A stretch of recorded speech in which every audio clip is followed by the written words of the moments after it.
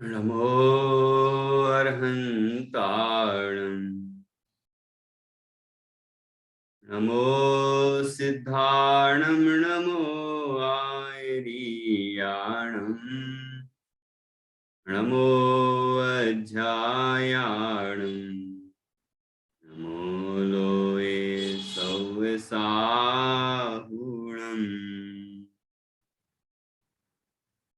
मंगलम भगवान वीरो मंगलम गौतमो गणी मंगलम कुंद कुंदाद्यो जैन धर्मोस्तु मंगलम सर्वमंगल मांगल्यम सर्वकल्याणकारकम प्रधानम सर्वधर्माणां जैनम जयतु शासनम जैनम जयतु शासनम जीवम जीवम दौवम जिणवर वसहेण जैणनी देठम देविंद विंद वंदम वंदे तं सव्यदा शिरसा।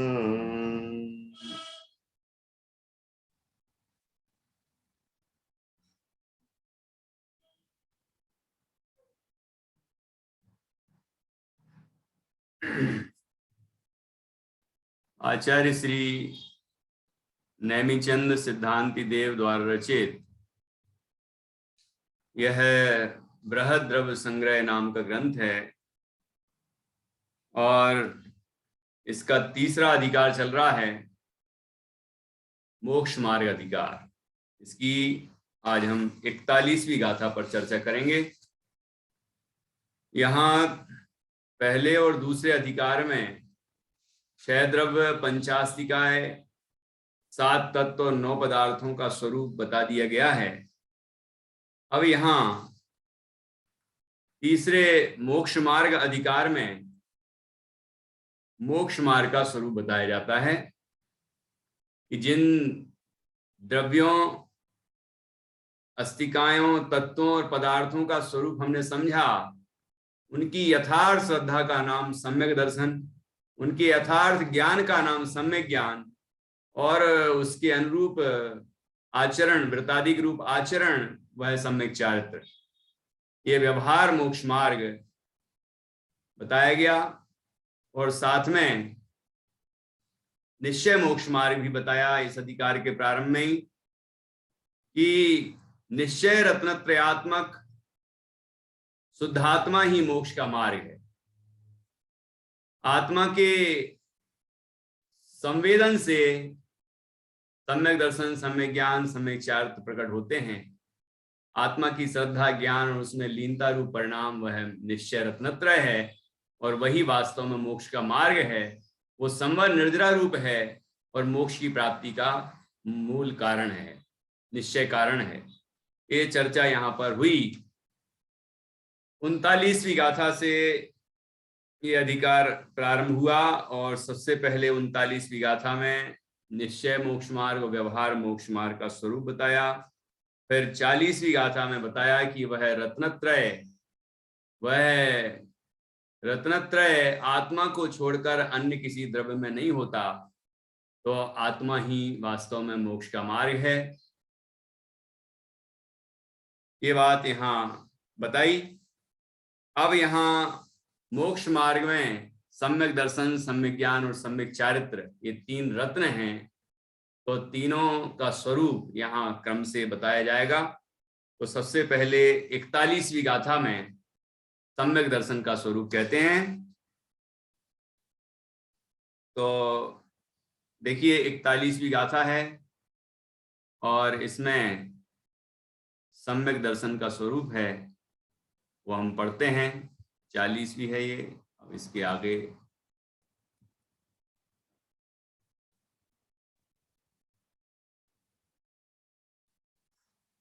41वीं गाथा है।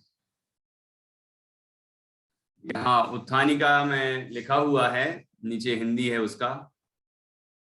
इस प्रकार प्रथम स्थल में 2 गाथाओं द्वारा संक्षेप में निश्चय और व्यवहार मोक्ष मार्ग का स्वरूप कहकर उसके अनंतर अर्थात उसके बाद द्वितीय स्थल में 6 गाथाओं में सम्यक्त्व आदि तीनों का क्रम पूर्वक वर्णन करते हैं।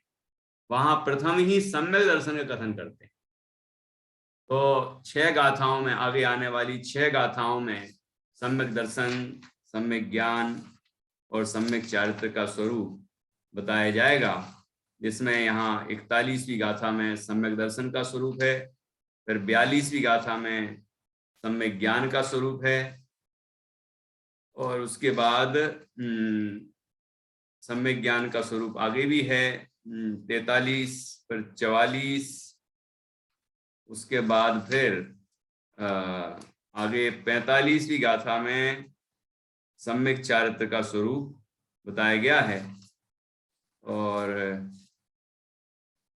46 में भी है सम्यक चारित्र। उसके बाद फिर ध्यान का स्वरूप प्रारंभ होता है 47वीं गाथा से, तो इसकी चर्चा क्रमशः आएगी। ध्यान के प्रकरण में पंच परमेष्टि का स्वरूप भी है। ध्यान का स्वरूप है तो ध्यान के जो आर्त और रौद्र ध्यान है, जो हे हैं, वो हे रूप से बताए हैं, और उपादेयभूत जो धर्म ध्यान और शुक्ल ध्यान है उनका मुख्य रूप से वर्णन है। और ये चर्चा यहाँ पर आएगी, और इस तरह ये अधिकार पूर्ण होगा सम्यक चारित्र का, मतलब मोक्ष मार्ग अधिकार। तो अभी 41वीं गाथा पर हम चर्चा करेंगे। सभी एक साथ पढ़ें। जीवादि सद्दहणम सम्मत्तं रूपमप्पणो तं तु दुरभिनिवेश विमुक्तम् प्राणं सम्मं कुहोदि सदीजं ही। फिर से पढ़ते हैं। जीवादि सद्दहणम, सद्दहणम, सद्दहणम, तो आधा दा और दा, सा के बाद आधा दा है, फिर दा है, तो सद्दहणम, ठीक है। जीवादि सद्दहणम सम्मत्तम, सम्मत्तम, आधा ता फिर ता, है ना। सम्मत्तम, रूप रा में बड़ा ऊ की मात्रा है वो, रूप मप्पणो, मप्पणो तंतु जीवादि सद्दहणम सम्मत्तं रूपमप्पणो तंतु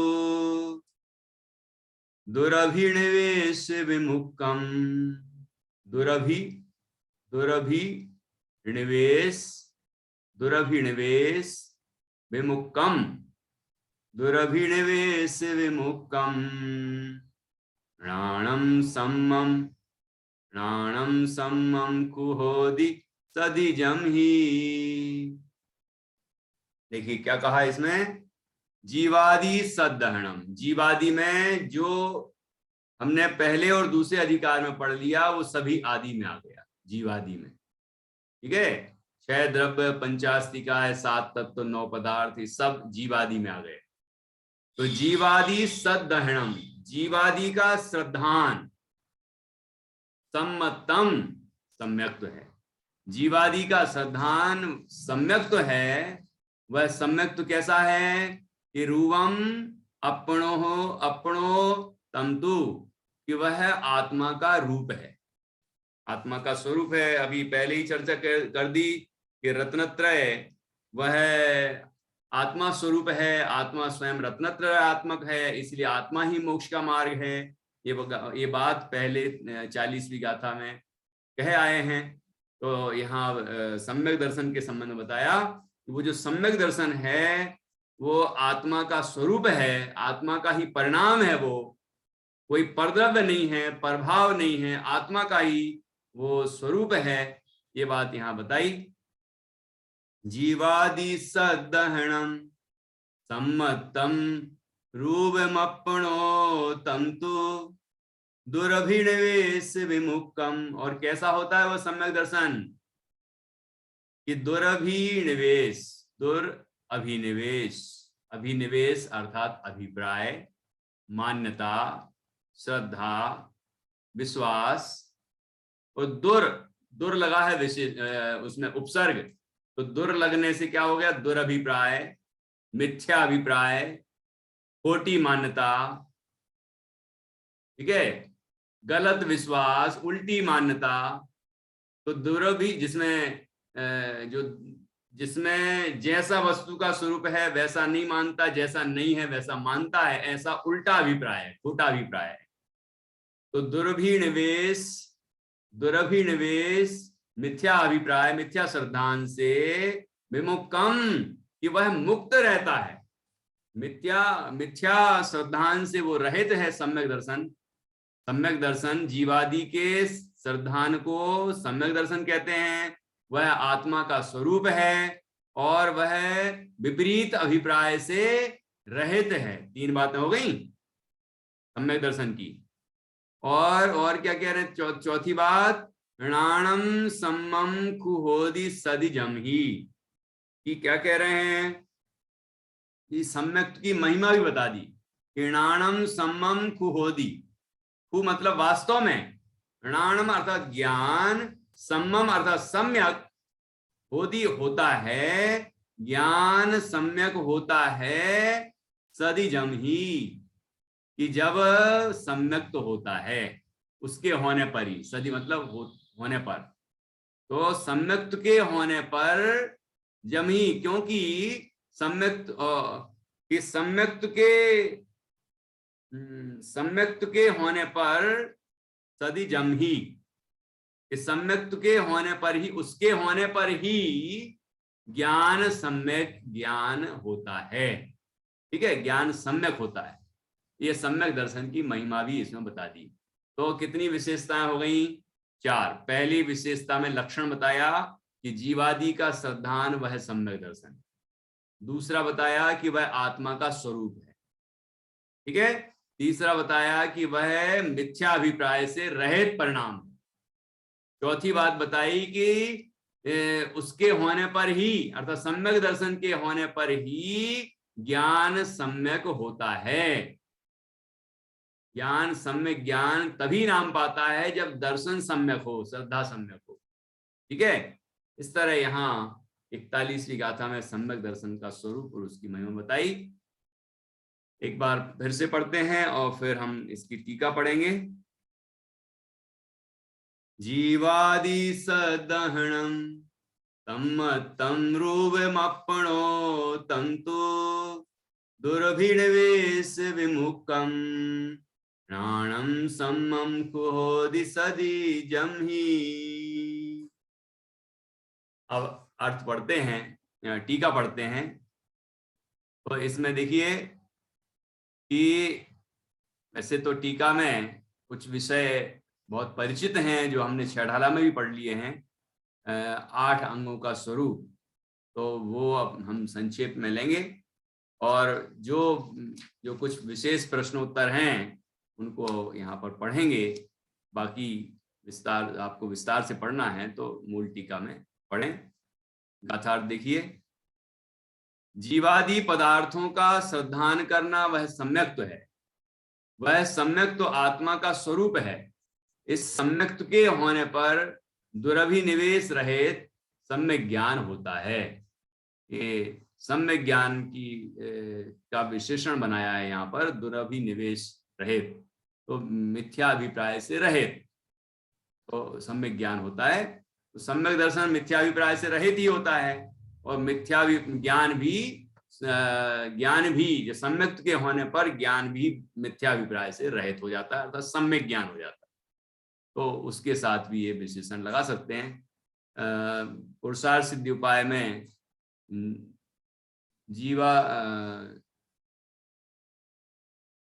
जीवादीनाम तत्वानाम जीवादीनाम तत्वार्थानां सदैव कर्तव्यम श्रद्धानम विपरीताभिनिवेश विवेक्त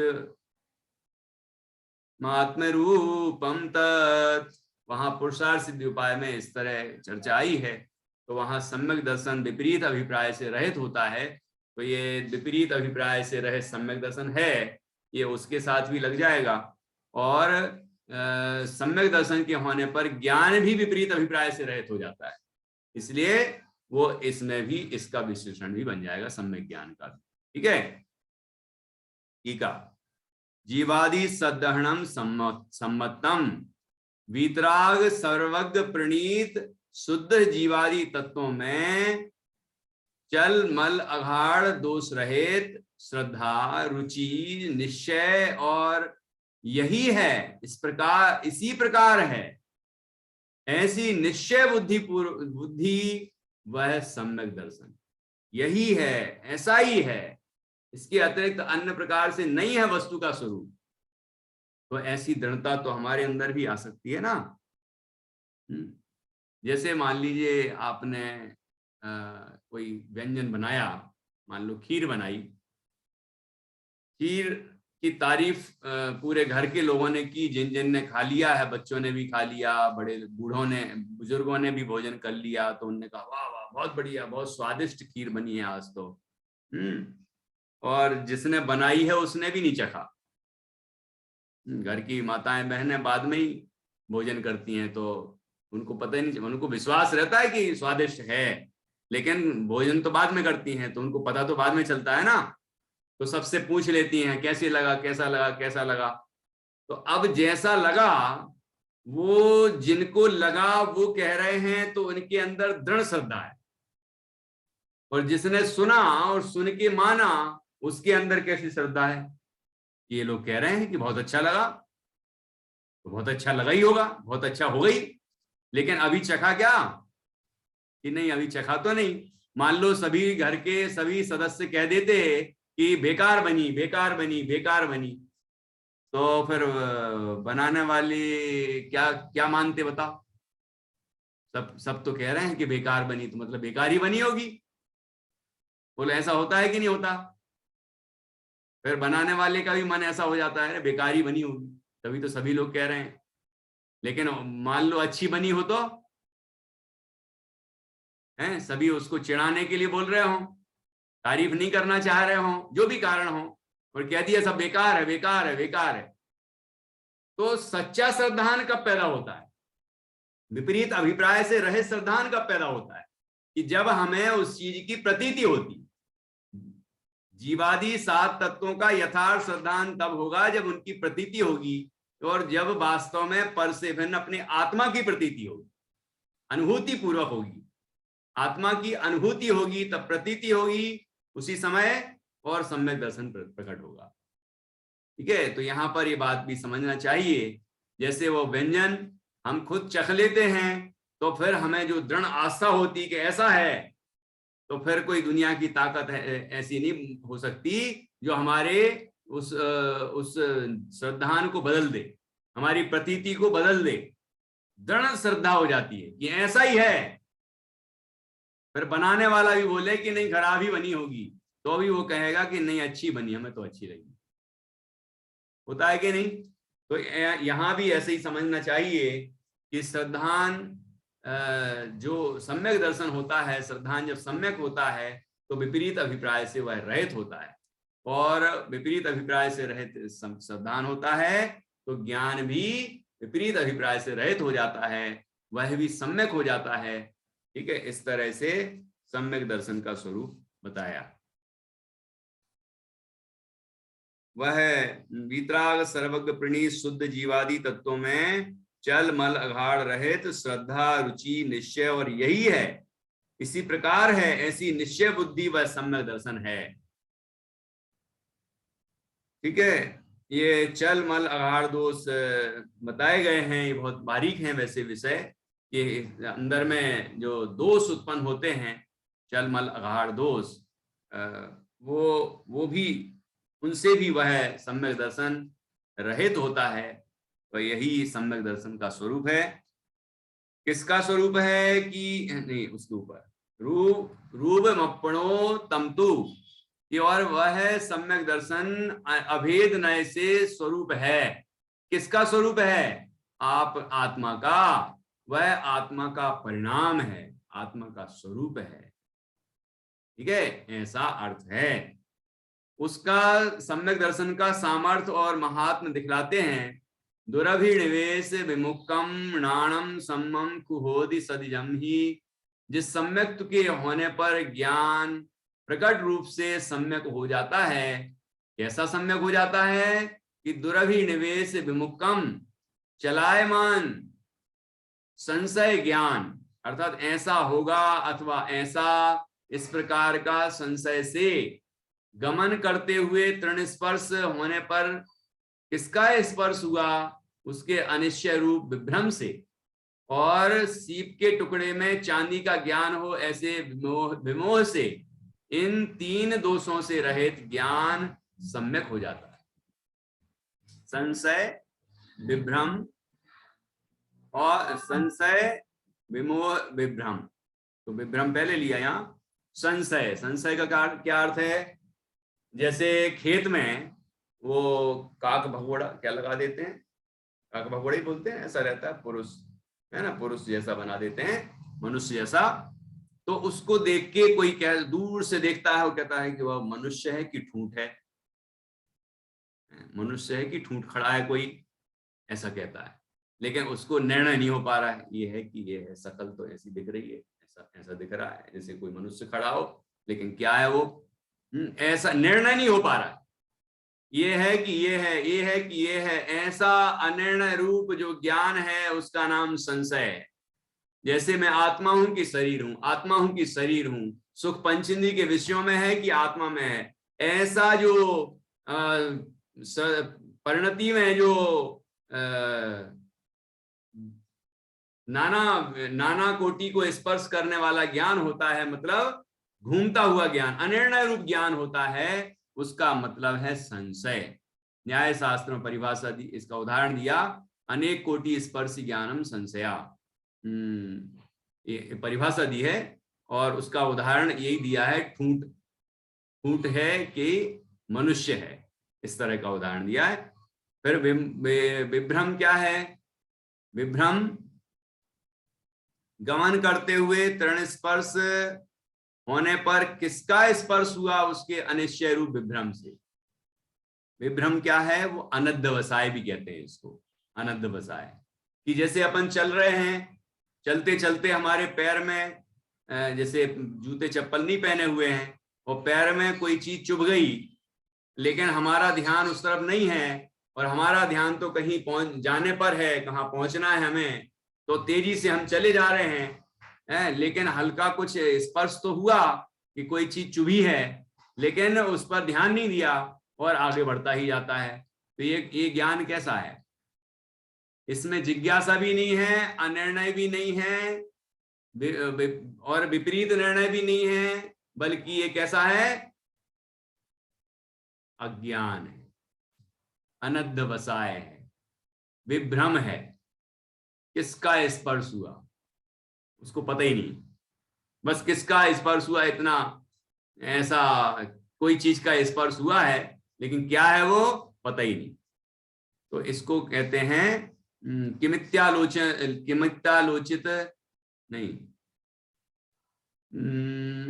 इसका उदाहरण दिया है न्याय शास्त्र में, जो यहां पर दिया, कोई गमन करते हुए व्यक्ति के पैर में कोई चीज चुभ जाती है या फिर गड़ जाती है, कंकड़ है, कांटा है, कोई चीज, और उसे लगता है कि कोई है, कुछ है, कुछ है, लेकिन क्या है इस तरफ निर्णय का उसके पुरुषार्थ नहीं जागता, कुछ है, बस ऐसा सोचता है और आगे बढ़ जाता है।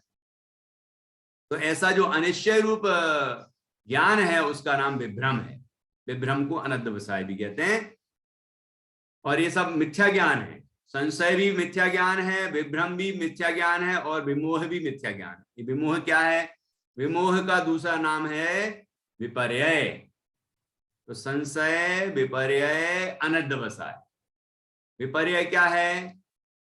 सीप के टुकड़े में चांदी का ज्ञान हो ऐसे विमोह से। सीप, सीप तो समझते हैं ना, सीप जो रेत में निकलती है, सीप एक जीव होता है, वो जीव का शरीर है सफेद सफेद, लेकिन वहां तो जीव रहित हो गया वो, जब नदी से यहाँ आ गया तो रेत के साथ। तो वो जो चांदी जैसा बिल्कुल सफेद दिखता है, वो सीप की जो है ना उसका शरीर है वो बिल्कुल चांदी जैसा दिखता है। तो ऐसा लगता है चांदी है या सीप है ऐसा। ये तो हो गया अनिर्णय, है ना। और ये झूले, यदि सीप है कि चांदी है, सीप है कि चांदी है, निर्णय ना कर पाए तो वो पहले में जाएगा, संशय में। लेकिन इसको निर्णय हुआ है। कैसा निर्णय हुआ? कि चांदी है। क्या निर्णय हुआ उसको? चांदी है। चांदी है ऐसा निर्णय हुआ। है तो सीप लेकिन निर्णय हुआ चांदी है। ये हो गया विमोह। विमोह को कहते हैं विपर्य। विपर्य अर्थात विपरीत ज्ञान। जैसे जीव को संशय हो कि मैं शरीर हूं कि मैं आत्मा हूं, सुख आत्मा में है कि पर में है, भोगों में है, ऐसा झूलता रहता है। हर दिन सोचता है क्या पता क्या है, यहाँ है कि यहाँ है। ये पंडित जी कह रहे हैं, ये शास्त्र कह रहे हैं कि आत्मा में सुख है, और हमें तो लगता है पंचेंद्रिय के विषयों में सुख है। यहाँ है कि यहाँ है, यहाँ है कि यहाँ है, ऐसा झूल रहा है जो ज्ञान, उसका नाम है संशय ज्ञान। और फिर निर्णय हो गया। क्या निर्णय हुआ? कि भोगों में ही है, धन में ही है, संपदा में ही है सुख, और मैं तो शरीर ही हूं। ऐसा जो निर्णय हुआ, ऐसा जो ज्ञान हुआ, उसका मतलब है विपर्य, जिसको यहां कहा विमोह। और अनध्यवसाय किस तरह होता है? कि अंदर कुछ है, वो क्या है? धर्म कुछ है, परमात्मा कुछ होते हैं, पता नहीं क्या होते हैं, उनका क्या स्वरूप है ये कुछ नहीं पता, ना कोशिश करता है जानने की। बस कुछ है, धर्म तो कुछ होता है, लेकिन क्या होता है ये नहीं पता हुई, और जानने की जरूरत भी नहीं है। कुछ है ना। धर्म का फल भी कुछ है, ऐसा बस कुछ है ऐसा, ठीक है, निर्णय नहीं है। तो वो अनध्यवसाय या फिर विभ्रम कहलाता है। इस तरह संशय, विपर्य और अनध्यवसाय, या संशय, विभ्रम और विमोह, इन तीनों दोषों से रहित ज्ञान वह कहलाता है दुरभिनिवेश विमुक्तम। विपरीत अभिप्राय से रहित ज्ञान वह सम्यक ज्ञान है। श्रद्धान भी विपरीत अभिप्राय से रहित है। श्रद्धान जब विपरीत अभिप्राय से रहित हुआ तो ज्ञान भी विपरीत अभिप्राय से रहित हो गया। ठीक है, इन तीन दोषों से रहित ज्ञान सम्यक हो जाता है। ये सम्यक दर्शन का महात्म्य है। ठीक है, और देखिए इस प्रकार इसका विस्तार, सम्यक दर्शन होने पर ज्ञान सम्यक होता है। ध्यान से सुनना, जो विशेष बात आएगी उस पर चर्चा करेंगे, बाकी सरल विषय है तो वो हम पढ़ते जाएंगे। ठीक है, आपको लगे कोई चीज समझ में नहीं आई तो आप भी पूछ सकते। सम्यक दर्शन होने पर ज्ञान सम्यक होता है, इस प्रकार जो कहा है उसका विवरण करते हैं। 500 ब्राह्मणों को पढ़ाने वाले गौतम अग्निभूति और वायुभूति नामक ब्राह्मण 4 वेद, ज्योतिष, व्याकरण आदि 6 अंग, मनुस्मृति आदि 18 स्मृति शास्त्र, महाभारत आदि 18 पुराण, मीमांसा, न्याय विस्तार आदि समस्त लौकिक शास्त्र जानते थे। कौन? इंद्रभूति। और इसके अलावा उनके 500 शिष्य भी, 500 ब्राह्मणों को पढ़ाने वाले गौतम, गौतम अर्थात इंद्रभूति गौतम, जो भगवान महावीर के पहले गणधर बने, उनके बारे में बता रहे हैं। ठीक है, ये सब जानते थे वो, तो भी उनका ज्ञान सम्यक्त्व बिना मिथ्या ज्ञान ही था, क्योंकि सम्यक दर्शन नहीं हुआ था, इसलिए सारा ज्ञान वह मिथ्या था। सम्यक तो बिना मिथ्या ज्ञान ही था। ठीक है, जब प्रसिद्ध कथा के अनुसार श्री महावीर वर्धमान तीर्थंकर परमदेव के समोषण में मानस स्तंभ को देखने मात्र से ही आगम भाषा अपेक्षा से दर्शन मोहिनी और चारित्र मोहिनी कर्म के उपशम क्षय नामक कालादि लब्धि विशेष से, और अध्यात्म भाषा की अपेक्षा से निज शुद्धात्माभिमुख परिणाम नामक कालादि लब्धि विशेष से मिथ्यात्व नष्ट हुआ। आत्म श्रद्धान से मिथ्यात्व नष्ट हुआ, ऐसा कह सकते हैं। और दर्शन मोहिनीय, चारित्र मोहिनीय, चारित्र मोहिनी में अनंतानुबंधी मुख है, तो इनका उपसमादिक होने पर, उपसम और क्षय होने पर सम्यक दर्शन हुआ। ठीक है। आगम भाषा, आगम भाषा में कर्म सिद्धांत की अपेक्षा बताया जाएगा निमित्त की तरफ से, और अध्यात्म भाषा में उपादान की तरफ से बताया जाएगा। ठीक है। तत्पश्चात भगवान की जय हो इत्यादि प्रकार से नमस्कार करके जिन दीक्षा लेकर केस लॉन्च करते ही 4 ज्ञान, मति, श्रुत, अवधि और मनःपर्यय और सप्त रिद्धि संपन्न होकर तीनों ही गणधर देव हो गए। कौन कौन? इंद्रभूति, गौतम, गौतम गणधर पहले, फिर अग्निभूति और फिर वायुभूति, ये 3 हो गए ना। गौतम स्वामी ने भव्य जीवों के उपकार के लिए 12 अंग रूप श्रुत की रचना की। ठीक है। तत्पश्चात उन तीनों ने ही निश्चय रत्नत्रय की भावना के बल से मोक्ष प्राप्त किया। आपको पता ही है कि बाद में जब भगवान महावीर स्वामी को निर्वाण हो गया तो गौतम स्वामी को केवल ज्ञान हुआ, बाद में मोक्ष की प्राप्ति हुई, तो अन्य को भी हुई। ठीक है। इन तीनों गणधरों को भी मोक्ष की प्राप्ति हुई। शेष 500 ब्राह्मणों ने जिन दीक्षा लेकर यथासंभव स्वर्ग या मोक्ष प्राप्त किया। ठीक है। परंतु अभव्य सेन 11 अंग का पाठी होने पर भी सम्यक तो बिना मिथ्या ज्ञानी रहा। देखो, दिगंबर मुनिराज थे, ठीक है, लेकिन सम्यक तो नहीं था। 11 अंग और 9 पूर्व का ज्ञान था, लेकिन फिर भी मिथ्या ज्ञानी रहे और संसार में घूमते रहे। अभव्य सेन, अभव्य सेन नाम था। अभव्य सेन 11 अंग का पाठी होने पर भी सम्यक तो बिना मिथ्या ज्ञानी रहा। इस प्रकार सम्यक के महात्म से ज्ञान, तपश्चरण, व्रत, उपसम, ध्यान आदि मिथ्यारूप हो, वह भी सम्यक हो जाता है। ठीक है। अभी तक सम्यक के बिना ये सब मिथ्या थे, वो जैसे ही सम्यक हुआ ये सब सम्यक हो गए।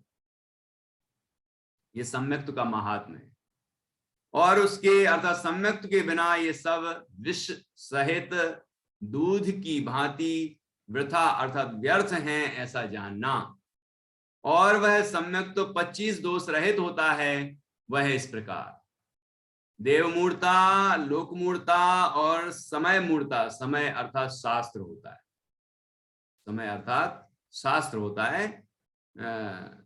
तो शास्त्र मूर्ता या धर्म मूर्ता भी कहते हैं उसको, मूर्ता। ये 3 मूर्ताएं होती हैं।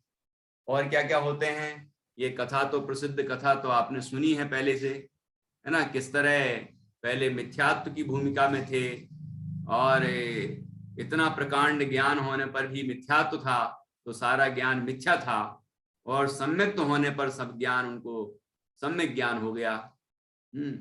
तो यथार्थ ज्ञान प्राप्त हो गया। और जो और दूसरा ज्ञान था, ये जो लिखा है यहाँ पर, वेद का और महाभारत आदि का, ये ज्ञान तो रहेगा, लेकिन किस रूप में रहेगा? विपरीत रूप नहीं साधता ज्ञान, मतलब विपरीत नहीं मानता, जैसा उसमें लिखा होगा, लिखा है जैसा है वस्तु का स्वरूप, भगवान जिन्होंने जैसा बताया है वैसा ही मानते हैं। ज्ञान तो हमें बहुत कुछ होता है ना। जैसे परिवार का ज्ञान है अभी, तो सम्यक तो होने के बाद भी तो परिवार का ज्ञान रहेगा ना। ये मेरी पत्नी है, ये मेरे बच्चे हैं, ये मेरे पिताजी हैं, ये मेरा मकान है। बोलेगा ऐसे ही, मानेगा नहीं अपना, लेकिन जानेगा तो ये अपना है। ठीक है। तो लेकिन सम्यक दर्शन हो गया है, इसलिए उसके मिथ्याभिप्राय दूर हो गया। तो अब वो कहता भले ही हो है और व्यवहार भी वैसे ही करता है, पत्नी, बच्चे, मकान जो भी है, लेकिन मान्यता में आ गया कि ये कोई मेरे नहीं, मैं तो शुद्ध चैतन्य, ऐसी ऐसी प्रतीति हो गई अंदर और उसका आनंद प्रकट हो गया। ठीक है, तो इस प्रकार से यहाँ इंद्रभूति गौतम स्वामी और साथ में अग्निभूति वायुभूति इनकी भी कथा यहाँ पर बताई संक्षेप में, और अभव्य सेन की भी कथा बता दी। अब देखिए बताया है कि सम्यक दर्शन 25 दोषों से रहित होता है। तो 25 दोष कौन से होते हैं? 6 डाला में पढ़े हैं ना आप सबने, बताओ दीपा जी, आप बताओ पहले नंबर।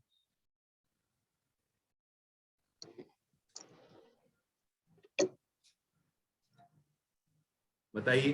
तो अभी याद नहीं आ रहा है। याद नहीं आ रहा है, क्या बात। तो एक मूर्ताएं पड़ी है, उसमें दूसरी ढाल में भैया जी, नहीं दूसरी ढाल में तो बताया है ये तब देव मूर्ता लोक मूर्ता।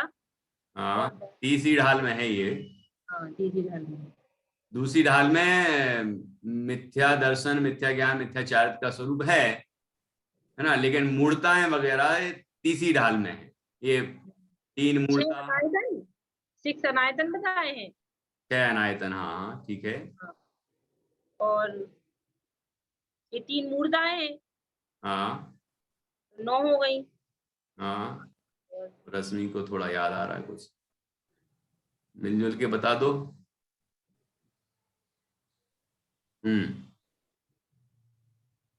3 मूर्ता, 6 अनायतन तो हो गए, और बताइए। 8 शंकादि दोष। शंका, कांचन, विचिकित्सा। हाँ, विचिकित्सा, विचिकित्सा, शंका, कांक्षा, विचिकित्सा, मूढ़ दृष्टि, अनुपगुहन, अस्थितिकरण, अवात्सल्य, अप्रभावना, है ना ये दोष। इनका अभाव होगा तो गुण हो जाएंगे। 8 अंग होते हैं जो निसंकित आदि दोष बता रहे हैं। तो 8 शंकादि दोष, 8 मद, कितने हो गए गिनो? 8 मद, 8 शंकादि दोष, 8 मद, 3 मूर्ता, 6 अनायतन, कितने हो गए? और 8 और 8 16, 16 और 3 19, 19 और 6 हो गए 25 दोष। इन 25 दोषों से रहित होता है सम्यक दर्शन। ये लिखा है कि और वह सम्यक तो 25 दोष रहित होता है, वह इस प्रकार देव मूर्ता, लोक मूर्ता और समय मूर्ता, ये 3 मूर्ता है। अब थोड़ा सा पढ़ते हैं। क्षुधा आदि 18 दोष रहित, अनंत ज्ञानादि अनंत गुण सहित, वितराग सर्वज्ञ देव का स्वरूप नहीं जानते हुए जो जीव ख्याति, पूजा, लाभ, रूप, लावण्य, सौभाग्य, पुत्र, स्त्री, राज्य आदि वैभव के लिए राग द्वेष से आहत, आर्त और रौद्र परिणाम वाले क्षेत्रपाल, चंडिका आदि मिथ्या देवों का आराधन करते हैं, उसे देव मूर्ता कहते हैं। वे देव कुछ भी फल नहीं देते। ठीक है, ये किस किस परिणाम से आहत हैं? आर्त रौद्र से आहत हैं, राग द्वेष से आहत हैं और आर्त रौद्र परिणाम वाले हैं। इन ऐसे देवों की लोग पूजन करते हैं, भक्ति करते हैं, इसलिए ख्याति के लिए, लाभ के लिए, पूजा के लिए, अपनी प्रसिद्धि हो, प्रतिष्ठा हो, रूप लावण्य के लिए। कई लोग सोचे रूपवान बन जाएंगे, ऐसा करेंगे तो रूपवान बन जाएंगे, हैं, लावण्य, सुंदरता, सौभाग्य, धन संपदा बढ़ जाएगी, पुत्र मिल जाएगा, अच्छी स्त्री मिलेगी, राज्य वैभव मिलेगा, इत्यादि लालच से कुदेव की पूजा करते हैं। क्षेत्रपाल, चंडिका आदि जितने भी मिथ्या देव हैं जो वीतराग सर्वज्ञ नहीं हैं, वे सभी इसमें आ गए। उनको देव मान के पूजा पाठ करते हैं, उनको मानते हैं, ये देव मूर्ता है। यहाँ लिखा है कि वे देव कुछ भी फल नहीं देते। तो यहाँ प्रश्न किया है, फल कैसे नहीं देते हैं? फल तो देते हुए दिखते हैं। देखो, फल नहीं देते, वह किस प्रकार? उत्तर, रावण ने रामचंद्र और लक्ष्मण का विनाश करने के लिए बहुरूपिणी विद्या सिद्ध की। कौरवों ने पांडवों का नाश करने के लिए कात्यायनी विद्या सिद्ध की। कंस ने नारायण का अर्थात श्री कृष्ण का विनाश करने के लिए बहुत सी विद्याएं सिद्ध की, परंतु उन विद्याओं द्वारा रामचंद्र, पांडवों और कृष्ण नारायण का कुछ भी अनिष्ट नहीं हुआ। उन्होंने राम आदि ने यद्यपि मिथ्या देवों की आराधना नहीं की, तो भी निर्मल सम्यक्त से उपार्जित पहले किए हुए पुण्य से उनके सर्व विघ्न दूर हुए। ठीक है ना। तो पहले जो उन्होंने किया था पुण्य तपस्या, उनके पूर्व भाव उठा के देखिए, पढ़िए, तो पता चलेगा कि ये महापुरुष पूर्व भावों से ही महान तपस्वी थे और उन्होंने पुण्य का अर्जन किया और इस भाव में, वर्तमान भाव में सम्यक्त से सुशोभित थे और विशिष्ट पुण्य से युक्त थे। तो ऐसी विद्याएं सिद्ध करने वाले भी उनका कुछ नहीं बिगाड़ पाए। ये कथाएं बहुत प्रसिद्ध हैं। तो इसीलिए देवता लोग कुछ भी फल नहीं देते हैं और अपने पुण्य से ही फल प्राप्त होता है। ठीक है। क्योंकि रावण वगैरह के पास तो बहुत सारी विद्याएं थी, लेकिन रामचंद्र जी आदि का क्या बिगाड़ पाए? कुछ नहीं। जबकि वो तो रामचंद्र जी तो विद्याधर नहीं थे, है ना। लोक में भी प्रसिद्ध है कि भूमि गोचरी थे, भूमि गोचरी कहते हैं उनको। और रावण विद्याधर था, लेकिन रावण की विद्याएं क्या काम आई? रामचंद्र जी का जो पुण्य था और सम्यक्त का प्रभाव था, उसके कारण वो रावण उनका कुछ नहीं बिगाड़ पाया। इसलिए किसी भी फल की आकांक्षा से खुदेवादी का पूजन आराधना कभी नहीं करना चाहिए। पुण्य उपार्जन करना चाहिए, वीतरागी देव गुरु धर्म की आराधना करना चाहिए, स्वाध्याय करना चाहिए, संयम से रहना चाहिए। ठीक है। और अपने आत्मा की आराधना करना चाहिए। जो दया करो, दान करो, जो भी जिनागम में बताया है उसके अनुरूप शुभ कार्य करने चाहिए। और वास्तव में तो अंततः अपने शुद्ध चैतन्य की श्रद्धा, ज्ञान और उसमें लीनता ही मोक्ष मार्ग है। तो वही कार्य ही करना चाहिए, उससे ही मोक्ष की प्राप्ति होती है, अनंत सुख की प्राप्ति होती है। ठीक है। किसान तो अनाज के लिए खेती करता है, घास फूस तो वैसे ही मिल जाता है उसको, है ना। ऐसे ही ज्ञानी वीतरागी देवगुरु धर्म की आराधना करते हैं, ठीक है, और अपने कल्याण के लिए करते हैं। बाकी पुण्य भी साथ में बनता है और उससे ये महान वैभव प्रकट हो जाता है, इसमें कोई आश्चर्य नहीं है। बाकी उसको वो उपादेय नहीं मानता। ये देव मूर्ता के संबंध में चर्चा की। अब लोक मूर्ता देखिए, बहुत सरल है। अब लोक मूर्ता का कथन करते हैं।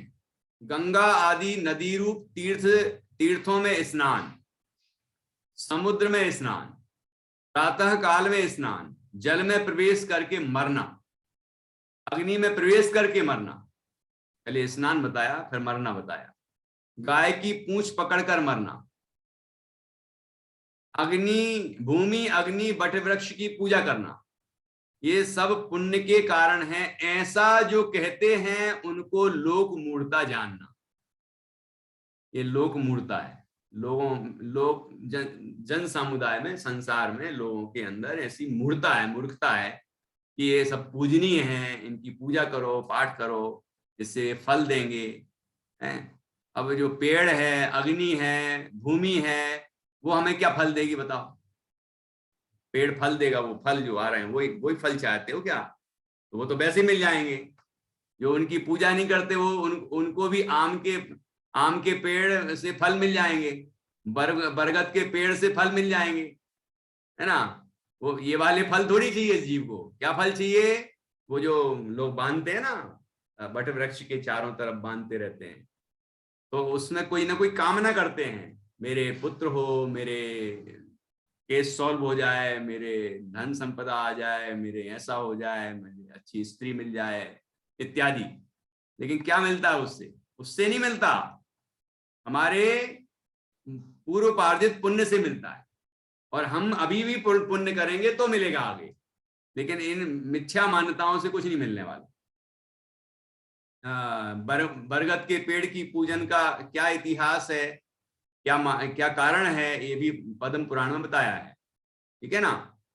ये बरगद के पेड़ के नीचे बैठकर ऋषभदेव मुनिराज ने केवल ज्ञान की प्राप्ति की, और केवल ज्ञान प्राप्त होने पर वो वहां से जमीन से 5000 धनुष ऊपर अरहंत अवस्था में विराजमान हो गए।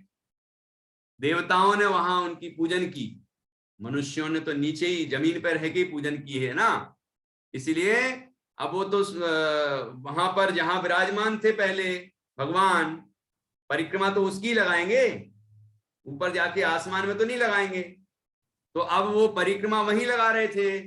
तो जिनने समझा नहीं, जिनको ये पता नहीं, उनने सोचा कि ये परिक्रमा लगाना चाहिए, इसमें ये करना चाहिए, इसमें ये करना चाहिए, वो पेड़ की पूजा करने लगे। जबकि पेड़ की पूजा नहीं कर रहे थे वो लोग, उनने तो भगवान की पूजा की थी। ठीक है ना। बट वृक्ष ऋषभदेव भगवान का बोधि वृक्ष है, और इसके अलावा अन्य अन्य तीर्थंकरों के और दूसरे बोधि वृक्ष होते हैं। पीपल भी बोधि वृक्ष है। ठीक है ना। तो ये ऐसी मान्यताएं चल गई। अब लोगों को पता ही नहीं कि वो पेड़ को पूजने लग गए लोग। उन्हें पता ही नहीं कि यहाँ भगवान मुनिराज विराजमान थे, वो भगवान बन गए, तो उनकी पूजा हो रही थी, है ना। पूजा उनकी हो रही। जैसे अपन सम्मेद शिखर जाते हैं, तो सम्मेद शिखर पर पार्श्वनाथ भगवान की टोंक हो या और भी कोई टोंक हो, वहां हम पार्श्वनाथ भगवान की पूजा करते हैं, जमीन पे बैठ के करते हैं ना। अब वहां जमीन पे बैठे बैठे भगवान को मोक्ष हुआ था क्या? या खड़े खड़े हुआ होगा?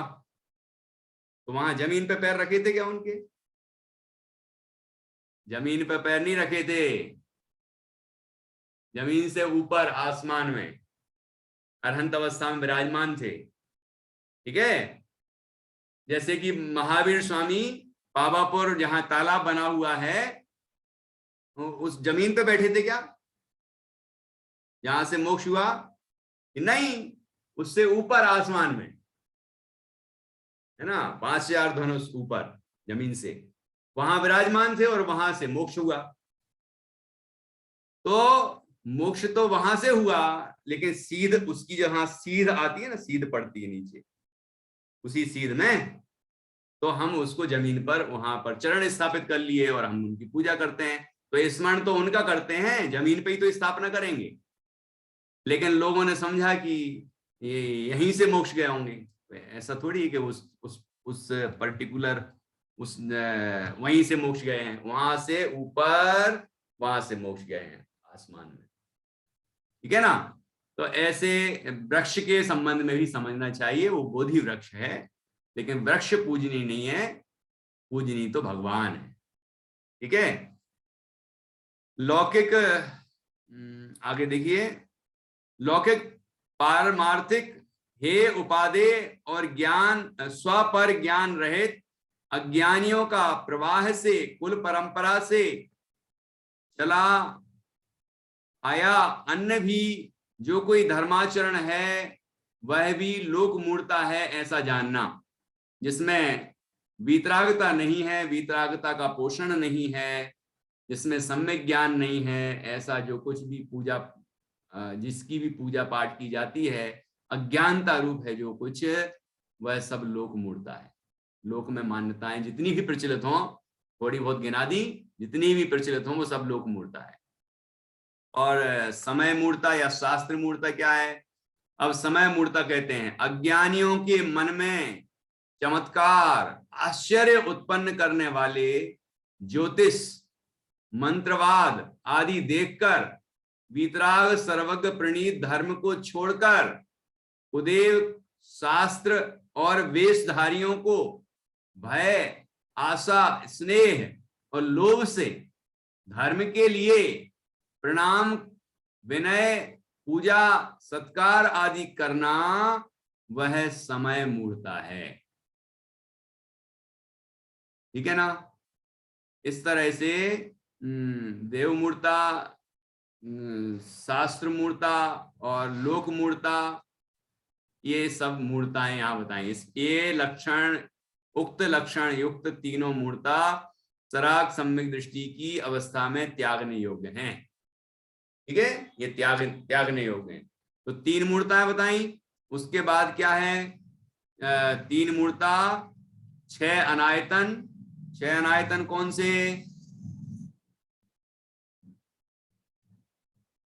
छह अनायतन कौन से? कुदेव की पूजा, कुशास्त्र की पूजा, कुधर्म की पूजा, और उनको मानने वाले जो हैं तीनों के, गुरु का सेवक, कुदेव का सेवक, कुधर्म का सेवक, उनकी प्रशंसा करना, अनुमोदना करना, ये 6 अनायतन होते हैं। अनायतन मतलब धर्म के स्थान नहीं है, जो अनायतन, आयतन नहीं है, अनायतन। ठीक है, तो ये 6 अनायतन भी बताए हैं यहाँ।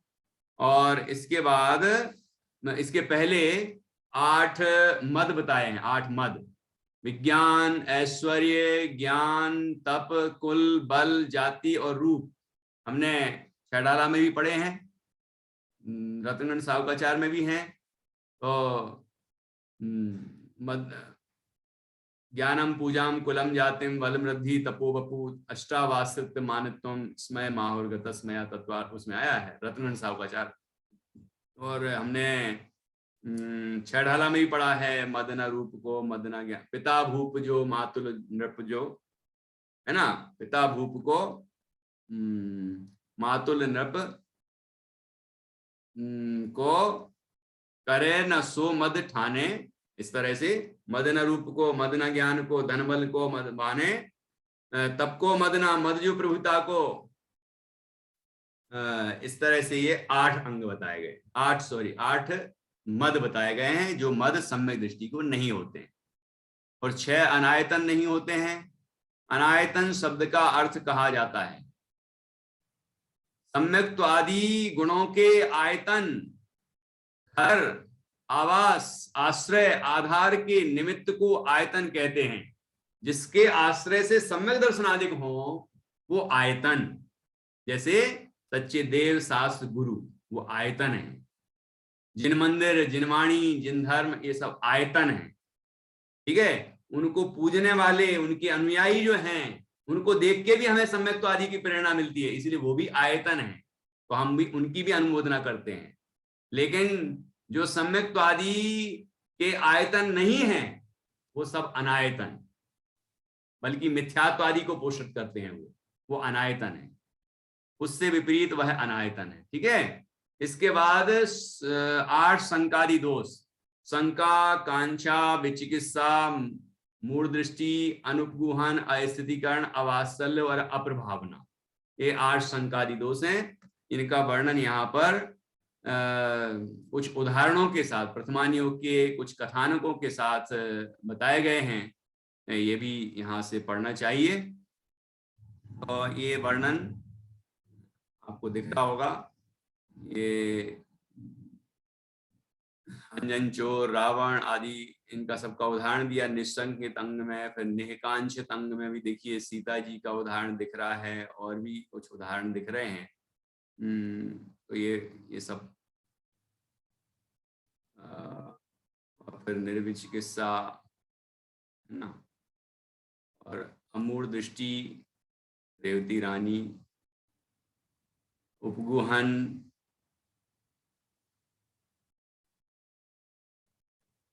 स्थितिकरण, वात्सल्य, उसके बाद प्रभावना, ये 8 अंग हैं। और भी जो कथाएं प्रसिद्ध हैं, वो कथाएं भी यहाँ पर दी हुई हैं। और इस प्रकार ये 8 अंगों की चर्चा है।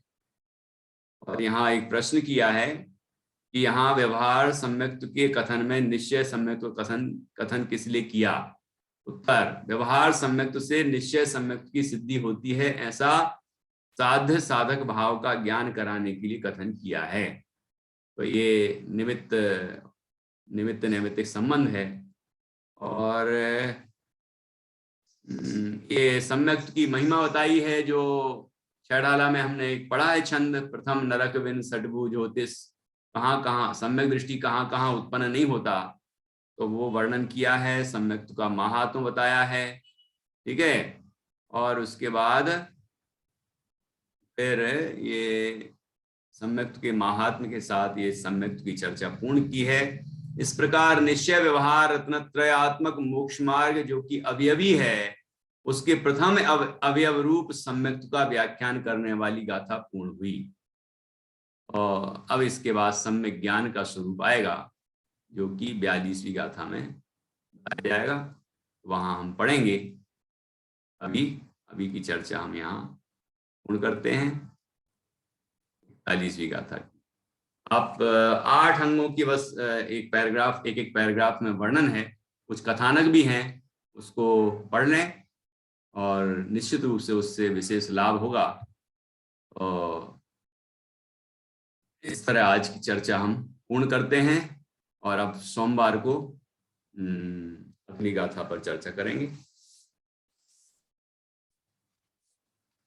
बीजन्मादि शुद्धि गाथा। किसी को कुछ पूछना है क्या? सरल था विषय, कठिन तो है नहीं, फिर भी पूछना है तो पूछ सकते। इसमें व्यवहार सम्यक दर्शन के द्वारा निश्चय सम्यक दर्शन कहा गया है, गाथा में ऐसा लिखा था ना, क्वेश्चन लिखा था, हाँ लिखा था। तो वो क्वेश्चन मतलब समझ में नहीं आया। जैसे जीववादी तत्वों का यथार्थ अध्ययन करना, ये व्यवहार सम्यक दर्शन है। और निश्चय सम्यक दर्शन, जैसे इसमें लिखा कि सम्यक दर्शन से कि होने पर ज्ञान निश्चय से सम्यक ज्ञान हो जाता है, तो सम्यक ज्ञान बता दिया। वो तो सम्यक ज्ञान की बात हो गई। व्यवहार सम्यक दर्शन तो आपने ठीक बताया, 7 तत्वों का श्रद्धान, देवशास्त्र का श्रद्धान, है ना। लेकिन निश्चय सम्यक तो क्या है कि आत्मा का श्रद्धान। आत्मा तत्वों का श्रद्धान तो है, लेकिन तत्वों में 7 तत्वों में हे और हे गे उपादेय का श्रद्धान हुआ, और उसमें जो उपादेय भूत आश्रय करने योग्य जो तत्व है वह जीव है, ऐसा उसका श्रद्धान हुआ, अनुभव हुआ, अनुभव पूर्वक श्रद्धान हुआ, तो वो निश्चय सम्यक दर्शन। ये फिर गाथा में कहाँ समझाया है यहाँ पर? हाँ, गाथा में कहाँ समझाया है? जैसे शुरू में जीवादि सद्दहनम, मतलब जीवादि होगा श्रद्धा करना, यथार्थ श्रद्धा करना, वो सम्यक दर्शन। तो जीवादि में क्या क्या आ गया? जीवादि में 7 तत्व आ गए, और जय द्रव्य 7 तत्व 9 पदार्थ सब आ गए ना। के बारे में अपन ने पढ़ा था कि ये 7 तत्वों में हे गे उपादेय क्या है, ये बात गर्भित है ना कि जीवा श्रद्धान करना है, लेकिन कैसा श्रद्धान? जैसा है वैसा श्रद्धान। तो जीव जो अपना जीव तत्व है वो आश्रय करने योग्य परम उपादेय, ठीक। और जो अजीब है वो गेय है, अन्य जीव वो भी भिन्न है, वो भी गेय है ना। आश्रय और बंध है वो हे हैं, छोड़ने योग्य हैं। ये बात आ चुकी है पिछले अधिकारों में। अजीब आया था तो कहा था कि हे उपाधि हे तत्व का ज्ञान होने पर उपाधि का ग्रहण होता है, इसलिए हम हे तत्व अजीब तत्व के बारे में बताते हैं, भेद करके वर्णन किया है ना। ऐसी आश्रय बंध ये दोनों हे हैं। संवर निर्जरा एक देश उपाधि हैं, प्रकट करने योग्य हैं, मोक्ष मार्ग हैं। और मोक्ष वह सर्वोत्कृष्ट उपादेय है प्रकट करने की अपेक्षा, है ना। लेकिन ये अभाव करने योग्य भाव हो, प्रकट करने योग्य प्रकट हो, है ना। इसके लिए आश्रय करने योग्य परम उपादेय किसको कहा था? सबसे पहले तो जीव। तो जीव निज जीव अपने आत्मा को, तो अपना आत्म तत्व जो परम उपादेय है उसकी अनुभूति पूर्वक श्रद्धान करना, वह सम्यक दर्शन, निश्चय सम्यक दर्शन है। तो इसमें 7 तत्वों के ज्ञान में, श्रद्धान में ये बात भी गर्भित है कि आत्म श्रद्धान, ठीक है। इसीलिए जीवादि सद्दहनम, इस बात में ये बात भी गर्भित है कि निज आत्मा का श्रद्धान, क्योंकि जीव में मैं भी तो आया, ठीक है ना। और भेद रूप श्रद्धा को पहले कह दिया 39वीं गाथा में, ये भेद रूप श्रद्धान है जो 7 तत्वों का ये व्यवहार सम्यक्त है। और निजात्मा का जो श्रद्धान है वह निश्चय सम्यक्त है। 7 तत्वों में 7 का भेद न करके जो निज है आत्मा, उसकी श्रद्धा वह निश्चय सम्यक्त है। पर द्रव्यंत भिन्न आप में रुचि सम्यक्त भला है, चैटाला में भी पढ़ा था अपन ने। तो इसीलिए यहाँ पर हम ऐसा अर्थ निकालते हैं जो कि पूर्व गाथाओं से लिया गया है। ठीक है, ठीक है भैया। हमने चर्चा की, और किसी को पूछना हो तो पूछ सकते हैं। आपने कहा जैसे सम्यक दर्शन हुआ तो जो मति ज्ञान, श्रुति ज्ञान, मिथ्या ज्ञान है वो तो खत्म ही हुआ है। सम्यक हो जाएंगे वो, सम्यक दर्शन नहीं हुआ होंगे। सम्यक दर्शन होने पर जो मति ज्ञान श्रुति ज्ञान है वो सम्यक मति ज्ञान श्रुति ज्ञान हो जाएंगे। और जब तक सम्यक दर्शन नहीं हुआ तो वो मति श्रुत ज्ञान कुमति कुश्रुत ज्ञान कहलाएंगे।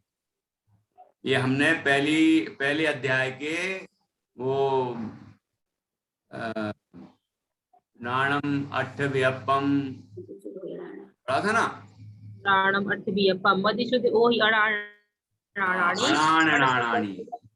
पढ़ा था। पणपज्जय केवल 5वीं गाथा। चक परोक्रियम। हाँ, तो वहां से अपन को इस तरह से समझना, मतलब आगे पीछे से गाथाओं से जो संदर्भ लेके हमें अर्थ करना होता है, अर्थ समझना होता है। तो हम पूर्व गाथाओं में जो बात आ चुकी है वो भी यहाँ हम समझें, ठीक है ना, तब हमें पूरा विषय स्पष्ट हो। चलिए, तो अब हम कल आगे सोमवार को 42वीं गाथा पर चर्चा करेंगे, और जिसमें सम्यक ज्ञान का स्वरूप बताया गया। सम्यक दर्शन का स्वरूप तो एक ही गाथा में पूर्ण कर दिया, ठीक है ना। अब आगे सम्यक ज्ञान का स्वरूप आएगा, जिसकी चर्चा अपन इस गाथा में, देव संशय विभ्रम विमोह ये तो आ ही गया, मोह विभ्रम, ये सरल हो जाएगा। अभी जो समझ लिए टीका में, तो अब आगे ये विषय सरल हो जाएगा। चलिए, तो जिनवाणी स्तुति करें। निज निधि निज में आई,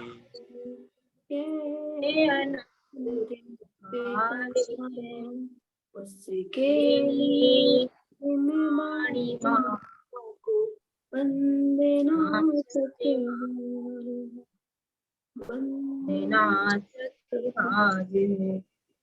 बुरदासांग जिनवाणी माता की जय, महान जिन धर्म की जय।